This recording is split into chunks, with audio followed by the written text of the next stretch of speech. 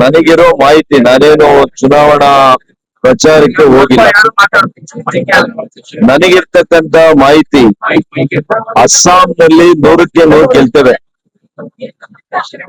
ಕಳೆದ 3 ದಿವಸಗಳಿಂದ ಬಂದಿರ್ತಕ್ಕಂತ ಒಂದು ವಿಷಯ ಏನು ಅಂತಂದ್ರೆ, ವೆಸ್ಟ್ ಬೆಂಗಾಲ್ ನಲ್ಲಿ ಕೂಡ ಈ ಬಾರಿ ಮೊದಲನೇ ಬಾರಿ ಭಾರತೀಯ ಜನತಾ ಪಕ್ಷ ಸರ್ಕಾರ ರಚನೆ ಮಾಡುತ್ತೆ ಅಂತ ಒಂದು ಸುದ್ದಿ ಬರ್ತಾ ಇದೆ. ಇದು ಒಂದು ಬಹಳ ಒಳ್ಳೆಯ ಬೆಳವಣಿಗೆ ದೇಶಕ್ಕೆ. ದೇಶದ ವಿಚಾರವಾಗಿ ಹೇಳ್ಬೇಕು ಅಂತಂದ್ರೆ, ಭಾರತೀಯ ಜನತಾ ಪಕ್ಷ ವೆಸ್ಟ್ ಬೆಂಗಾಲ್ ನಲ್ಲಿ ಆಡಳಿತ ಮಾಡೋದು ಬಹಳ ಮುಖ್ಯ ಆಗಿದೆ.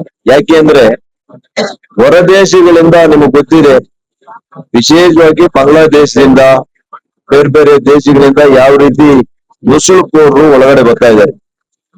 ಅದನ್ನ ನಿಗ್ರಹ ಮಾಡಬೇಕು, ಕಡಿವಾಣ ಹಾಕ್ಬೇಕು ಅಂತಂದ್ರೆ ಅದು ಓನ್ಲಿ ಒನ್ ಪಾರ್ಟಿ, ಭಾರತೀಯ ಜನತಾ ಪಕ್ಷಕ್ಕೆ ಮಾತ್ರ ಸಾಧ್ಯ ಆಗ್ತದೆ.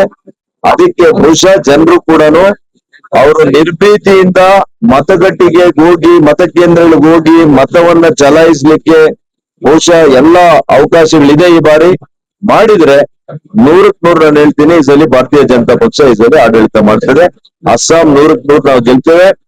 ತಮಿಳುನಾಡಲ್ಲಿ ನಾವು ವೋಟ್ ಶೇರ್ ಬಹಳಷ್ಟು ಮತಗಳಿಕೆಯಲ್ಲಿ ಬಹಳ ದೊಡ್ಡ ಪ್ರಮಾಣದಲ್ಲಿ ಮತಗಳಿಕೆ ಈ ಸಲ ನಾವು ಮಾಡ್ತೇವೆ.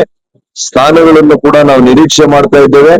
NDA ನಮ್ಮ ಮೈತ್ರಿಕೂಟದ AIADMK ಏನಿದೆ, ನಮ್ಮ ದೊಡ್ಡ ಪಾರ್ಟ್ನರ್, ಅವರು ಹೆಚ್ಚಿನ ಸ್ಥಾನಗಳನ್ನ ಗೆದ್ದು ಈ ಸಲ ಆ ಭ್ರಷ್ಟಾಚಾರದಿಂದ, DMK ಭ್ರಷ್ಟಾಚಾರದಿಂದ ಇವತ್ತು ಮುಕ್ತ ಮಾಡಿ ನಮ್ಮ NDAಗೆ ಅವಕಾಶ ಕೊಟ್ಟು ತಮಿಳುನಾಡಿನ ಅಭಿವೃದ್ಧಿಗೆ ಜನ ಆಶೀರ್ವಾದ ಮಾಡ್ತಾರೆ ಅಂತ ನಾನು ತಿಳ್ಕೊಂಡಿದ್ದೇನೆ. ಕೇರಳದಲ್ಲಿ ಅಲ್ಲಿ ಕೂಡ ನಮ್ಮ ಶಕ್ತಿ ಕಡಿಮೆ ಇದ್ರೂ ಕೂಡ ಇವತ್ತು ಜನರ ವಿಶ್ವಾಸ ಗಳಿಸ್ಲಿಕ್ಕೆ ನಾವು ಬಹಳ ಯಶಸ್ಸನ್ನ ಕಾಣ್ತಾ ಇದ್ದೇವೆ. ದೊಡ್ಡ ಪ್ರಮಾಣದಲ್ಲಿ ಈ ಬಾರಿ ಭಾರತೀಯ ಜನತಾ ಪಕ್ಷಕ್ಕೆ ಮತಗಳು ಸಿಗ್ಲಿಕ್ಕೆ ಅವಕಾಶ ಇದೆ.